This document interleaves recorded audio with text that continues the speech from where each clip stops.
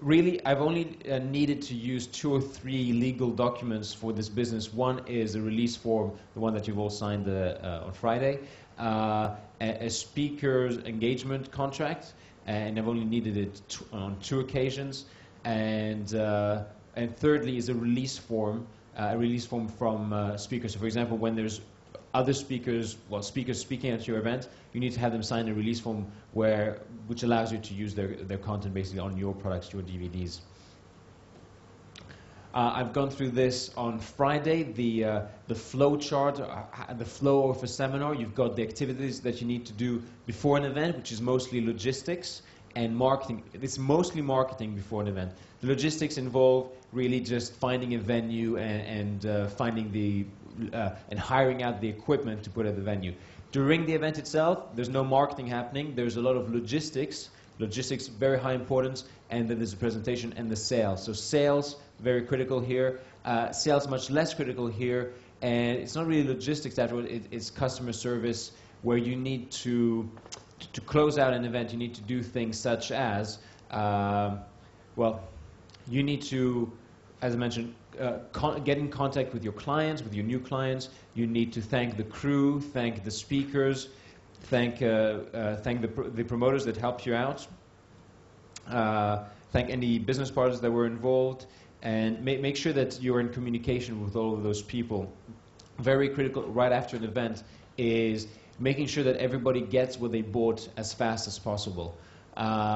We've had quite a lot of challenges at Inspired Seminars. When we try an NLP course and then a relationship course and then a wealth creation course and a 3-hour preview and a multi-platform speaker event and then 1 speaker event, we've had something like probably about 45 different offers being sold from the platform, from the stage, and it becomes unbelievably complicated to follow up with all these different offers and things. Success partnership, platinum partnership, 6-month membership, 12-month membership, this thing, that thing, etc. These DVDs, those DVDs, CDs, packages of DVDs, it's become a little bit crazy. Yes? Very quick question. Do you have your own liability insurance for the event, or does the hotel? The hotel has liability insurance. I don't need to take out my own liability insurance.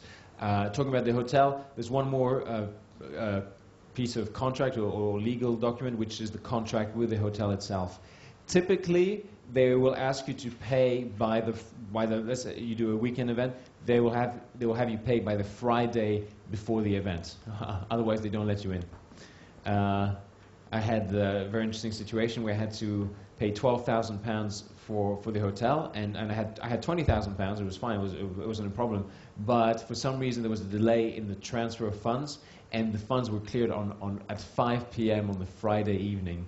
That's when they finally got confirmation that was in their bank account, and so that event almost did not go ahead. It was the July. Was it the July? No, it was the September mental game of money. Closing out the event, at the end of the event, if you have a lot of speakers and you're the promoter, you might want to have a dinner with them, might want to give them some gifts just to thank them and show your appreciation. A lot of speakers will actually do the same thing for the promoter. They will send you, Mark is laughing because he's never had that experience. The speakers might want to send you a gift or something along those lines. You need to wrap up with the hotel. Some hotels have some kind of feedback form where you tell them what worked, what didn't work. Team debrief. So with your team, with your staff, you can go over what worked, what didn't work, what are the next steps, what's coming up. Typically, we're a little bit knackered at the end of a 3-day event or 2-day event, so it waits till usually the Monday or the Tuesday after the event to even think about this kind of thing. You need to gather the equipment. Maybe there's some products to return. There's a lot of activity that occurs right after a seminar. When the seminar ends, that's where a lot of the work begins, because you've got to follow up with all these people. You've got to do all of the customer service as well. You've got to find the products, liaise with so many different people and organizations, plus do the accounting for the sales. And on top of that, you might want to do some follow-up sales. Remember I said to you about how you can expect to make tens of thousands more on the 2 days or 3 days after the event or the week after the event. Well, we don't have a large sales team in the office, and I haven't wanted to